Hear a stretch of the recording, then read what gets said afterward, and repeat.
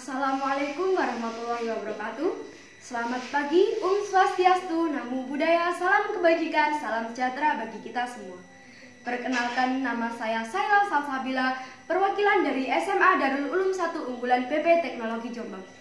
Pada kesempatan kali ini, saya akan mengulas sebuah mosi efektivitas penerapan UU KPK.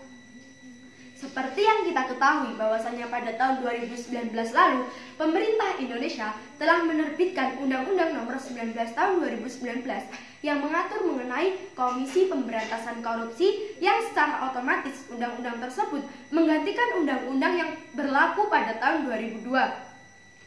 Mengapa undang-undang ini harus diterbitkan? Karena seperti yang kita ketahui, zaman terus mengalami kemajuan dan juga pergerakan yang sangat dinamis. Perubahan-perubahan zaman tersebut menuntut aturan-aturan juga harus berubah sesuai dengan relevansi dari zaman itu sendiri. Untuk itu, sebagai kesungguhan pemerintah Indonesia menerbitkan Undang-Undang KPK pada tahun 2019 yang disesuaikan dengan perubahan dari zaman itu sendiri. Dalam undang-undang tersebut dijelaskan tugas-tugas dan fungsi-fungsi dari KPK itu sendiri. Kemudian, ketika kita membahas efektivitas penerapan Undang-Undang KPK ini untuk mendongkrak dan juga mendukung dari kinerja KPK, kemudian muncul pertanyaan, apakah efektif dengan perubahan-perubahan pasal yang pada tahun 2002 belum ada dan kemudian muncul pada tahun 2019 seperti salah satunya adalah pasal yang mengatur mengenai Dewan Pengawas KPK. Apakah kemudian hal ini menjadi efektif untuk KPK itu sendiri?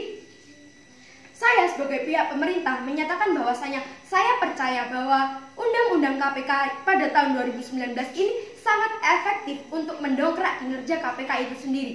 Mengapa saya mengatakan demikian?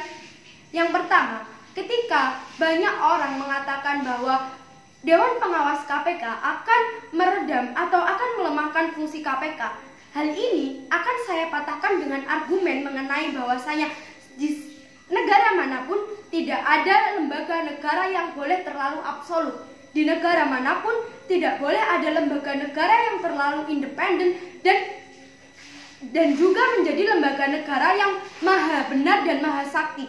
Yang hal tersebut terjadi pada KPK beberapa waktu lalu sebelum adanya aturan mengenai Dewan Pengawas KPK ini. Kita dapat mengambil contoh bahwasanya Bank Indonesia sebagai lembaga negara yang juga independen, namun Bank Indonesia memiliki Dewan Pengawas yakni Otoritas Jasa Keuangan. Kemudian kita tahu juga Komisi Pemilihan Umum merupakan lembaga negara yang independen juga. Namun KPU memiliki badan pengawas juga yang disebut sebagai Bawaslu, di mana KPU bertugas untuk menyelenggarakan pemilihan umum dan Bawaslu adalah mengawasi kecurangan-kecurangan yang ada dalam pemilu. Dalam hal ini dapat kita simpulkan bahwasanya tidak ada lembaga negara yang boleh berdiri sendiri dengan sangat absolut dan dengan segala kebenarannya. Untuk itu, KPK memerlukan Dewan Pengawas juga yang dapat memantau dan juga mengawasi pergerakan dari KPK itu sendiri. Bukan untuk melemahkan, tapi untuk menyeimbangkan peran dari KPK ini sendiri.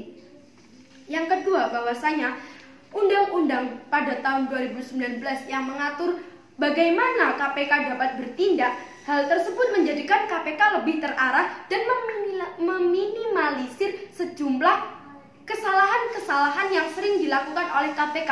Seperti contohnya adalah KPK yang pada beberapa kasus seperti pada OTT di Kabupaten Malang atau di DPRD Kabupaten Malang yang menangkap 44 anggota DPRD, bahwasanya hal tersebut dianggap kurang efisien dan juga KPK melakukan hal tersebut terlalu terburu-buru. Mengapa demikian? Karena belum ada bukti yang sangat cukup. Namun KPK telah melakukan OTT dan penangkapan dan juga penetapan sebagai tersangka. Hadirnya Dewan Pengawas KPK dalam hal ini, bahwasanya Dewan Pengawas KPK menjadi alat kontrol dan juga pemberi izin dari apakah kasus ini dapat ditindaklanjuti atau tidak, apakah kasus ini pantas untuk diselidiki KPK dan sudah memenuhi persyaratan dari bukti-bukti untuk ditetapkan sebagai tersangka.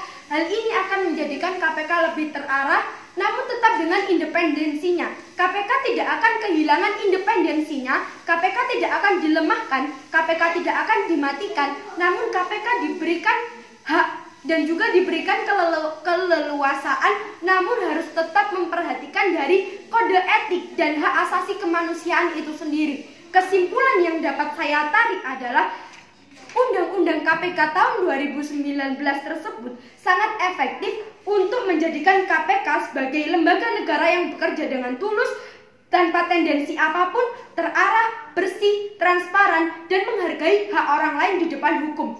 Sekian dari saya, terima kasih. Wassalamualaikum warahmatullahi wabarakatuh.